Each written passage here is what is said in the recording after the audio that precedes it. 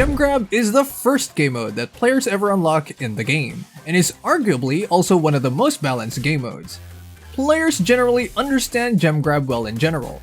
However, it's not really the most fun or popular game mode, unlike others such as Showdown and Brawl Ball, so people don't truly take the time and effort to get better in Gem Grab specifically.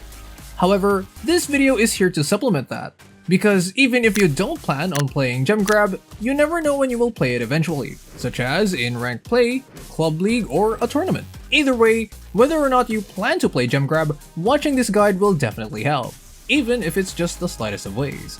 Also, quick note that unlike my other guide videos which you can find on my channel, I will get right into the main thing without having different sections or a beginner chapter, and rather having everything together.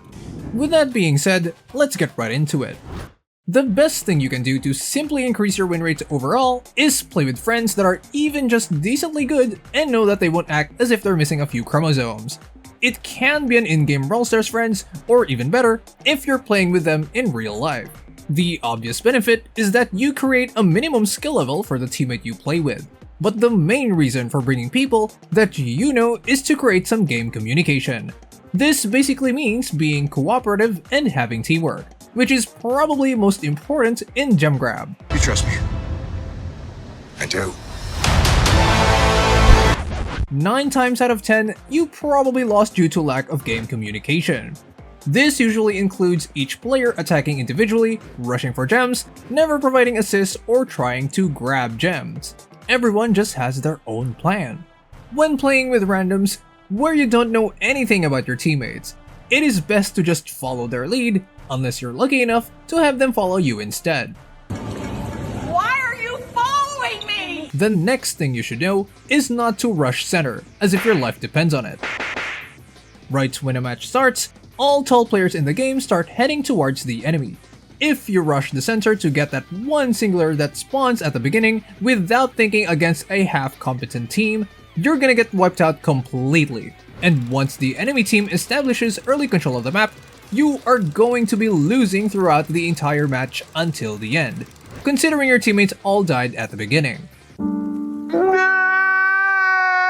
I feel like I had to mention this because way too many people do this, and end up losing throughout the entire match without getting a chance to turn it around. On the other hand, if you see the enemy team doing this, then rather than contesting the gem, you should focus on the team wiping and securing control of the map. This leads to another key point to winning in Gem Grab, and that is map control. At this point, I know it sounds like I'm treating a Brawl Stars match like a high-level game of chess, but hear me out. Gem Grab often ends with one team getting 10 gems and getting chased to the back of the map by the other team. And matches consist of war of attritions, of hiding in bushes, as if it was guerrilla warfare, until the next gem comes out. Now, imagine if one player was insightful enough to position himself so he would ambush the team running away with the gems, or if the whole team never let the enemy team all hide by attacking them and driving them back, hence having no one contest them for the gem. Think, Mark, think! The gem will always be spawned in the middle, so that means the player has to go to the gem. If you control the area, then they will never be able to get any gems. Then, just as I mentioned, before the result of getting wiped out early, you will be able to win through the whole match until you eventually collect enough gems. Finally, I'm going to say some things that you should and shouldn't do in Gem Grab. First off, you should not try to 1v3 the team or take control of the map by yourself. Wait until your teammates respawn, even if they are so trash that they can only be used as a distraction. You are it, Dad. Yes. In addition to this, if you do manage to wipe their team early, don't try to spawn them by yourself. Spawn camping, no matter how toxic it sounds, is a pretty good strategy in Gem Grab. But if your teammates are hiding in a bush, unable to help you or staying close to the gem mine, you will likely end up dying to arrogance. Another highly recommended strategy you should use is to have one designated gem carrier. That way, you or your teammate who don't have gems don't have to worry about dying and giving gems to the enemy, and can play more aggressively. And obviously, once the gem carrier gets 10 gems to start the countdown, it will be much harder for the enemy team to reset the timer, since they can't just kill anyone, but the gem carrier specifically.